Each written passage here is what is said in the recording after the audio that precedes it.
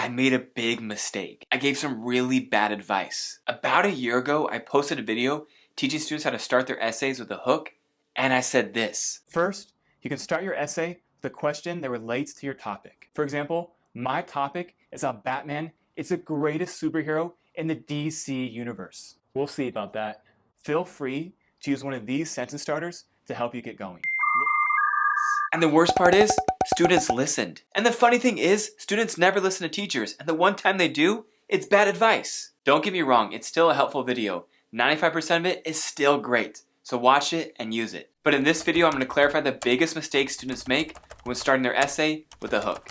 Let's get started. Here's the first common mistake. Students start their essay with a question. I mean, it's not inherently wrong to start your essay with a question, but it's usually done incorrectly and way overused. Here's an example. Have you ever wondered what caused World War II? Never, right? I'm a history teacher, and I don't wonder that. If this is your hook and they answer no, then where do you go from here? You kind of just lost them. Questions like this are unrelatable, and if every student's asking a question for their hook, then your essay just seems boring and redundant from the start. At all costs, avoid using a question as your hook. Now, before I teach you actually how to write a good hook, let me show you some more common mistakes. The second common mistake I see is that students try to write their hook first when starting their essay. It is true that the very first thing your teacher will read when they read your essay is your hook, but that does not mean you have to write it first. I've seen so many students get lost and confused when starting their essays because they have no idea what to write for their hook. And I'm here to tell you your hook is one of the very last things you should write.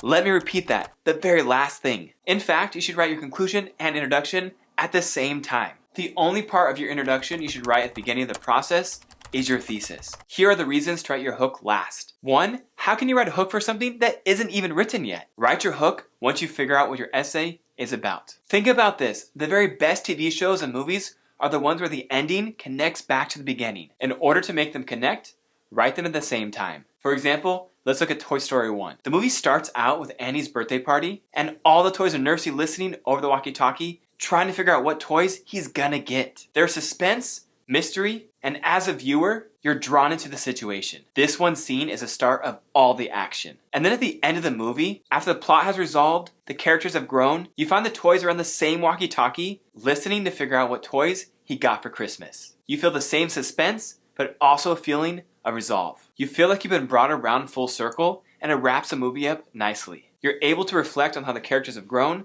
since the start of the movie. It feels complete and clever. So when you write your hook, connect it to the ending of your essay. It can be a powerful way to bring your thoughts full circle, give the reader a chance to reflect on what they learned, and leave them with a sense that you knew exactly what you're doing the entire time. The third common mistake I see is that students focus on their hook rather than their thesis statement. Your thesis is the one-sentence answer to your essay question and is the most important sentence in your entire essay. So focus on that way more than your hook. If you found any value in this video so far, smash the like button so this video can spread and help more people. Now I'm going to teach you 2 new ways to write a hook, and at the end of the video, I'm going to give you my best advice. In my first video, I explained how to use a fact, statistic, quote, and descriptive story to start your essay. I have 2 more ideas to add to that list, but here are the examples from my previous video and the main takeaways. Whenever you use a fact, quote, or stat, you have to connect it back to the topic. For example, after the quote, you should use a sentence or 2 to transition to the topic and explain to the reader how this connects to your essay. Notice my transitional phrases